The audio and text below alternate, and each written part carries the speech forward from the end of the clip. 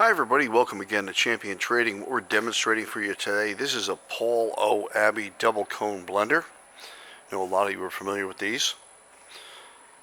The shell is 18 inches by 18 inches deep, and according to Abbe's published literature, that's a 1.7 total capacity, 1.1 cubic foot working capacity.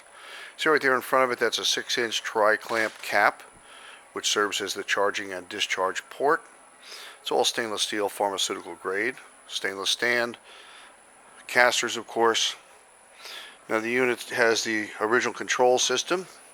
It is variable speed, and as you can see, there's a tachometer here, and we can adjust the speed.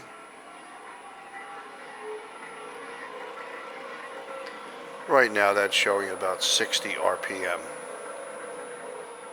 A little fast for most of these, but you never know what manufacturer needs will call. The motor is 223 phase. Well, actually it's 208, 230, and 460. However, like a lot of these smaller, this is a half horsepower drive. It has in the control panel an AC frequency controller by TB Woods. It takes a 120 volt single phase in feed, converts it to the 3-phase, and operates as you see, using only 110 or 120 volt single phase power. Nice and convenient for the lab. We have lots of blenders in our stock. We'd love to have you visit our website. I'm going to give you a quick look while we're running this. You can rotate the shell over by hand. If you look inside, hope you can see that well. All polished finish.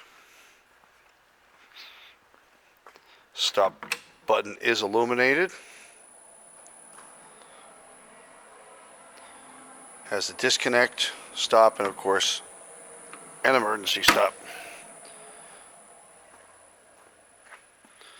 Like we were saying, we have lots of blenders, processing, and packaging equipment in our stock, so we do hope you'll visit our website at www.champtrading.com, and we look forward to hearing from you. Thanks for joining us for this video today.